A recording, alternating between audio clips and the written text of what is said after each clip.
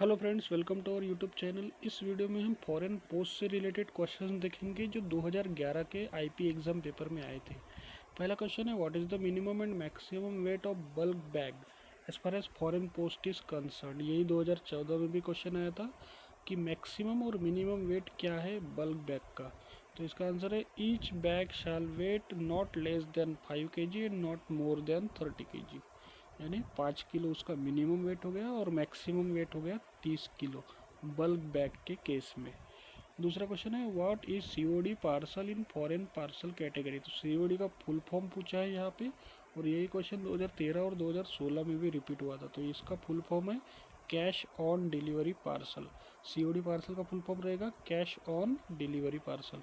Third question, what is the maximum weight of an aerogram. Aerogram का maximum wait क्या रहेगा, ये question पूछा गया है। तो इसका आंसर रहेगा 3 ग्राम। एरोग्राम का मैक्सिमम वेट रहेगा 3 gram. Next, what is the inquiry fee regarding foreign register letter with advice of delivery. तो इंक्वायरी फी कुछ भी नहीं रहती है, फ्री रहती है। तो इसका आंसर आएगा no inquiry fee necessary.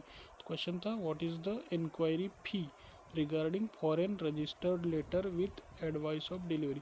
Foreign register letter की इंक्वायरी फी क्या है जिसके साथ में एडवाइस ऑफ डिलीवरी एडी लगाई हुई है। तो इसकी कोई फीस नहीं रहेंगी, इंक्वायरी फी नहीं है, इसलिए आंसर रहेगा no inquiry fee necessary. Next, if any foreign parcel is returned to sender for having contained prohibited article, what is the liability of the sender। तो अगर कोई foreign parcel return to sender होता है, जिसने भेजा है उसे वापस आता है, उसमें अगर कुछ प्रोहिबिटेड आर्टिकल है, तो ऐसे केस में सेंडर की लायबिलिटी क्या रहेगी। तो इसका आंसर है, the charges for conveyance resulting there from are recoverable from the sender. तो ऐसे केस में अगर कुछ चार्जेस ड्यू है उसके ऊपर, उस पार्सल के ऊपर जिसमें कि प्रोहिबिटेड आर्टिकल है, तो वो सेंडर से वसूल किए जाएंगे।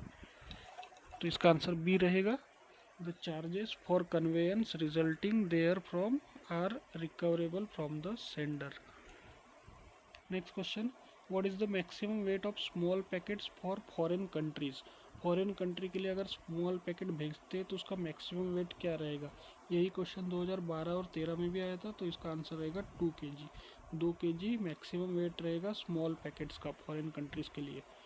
Next, what is the registration charge for bulk bag to foreign countries. Bulk bag का रजिस्ट्रेशन चार्ज यहाँ पर पूछा गया है फॉरेन कंट्रीज़ के लिए। तो ये यहाँ पर दिया गया है 200 रुपये, लेकिन आपको करेक्ट आंसर कमेंट बॉक्स में लिख के भेजना है कि ये करेक्ट है या नहीं। What is the registration charge for bulk bag to foreign countries.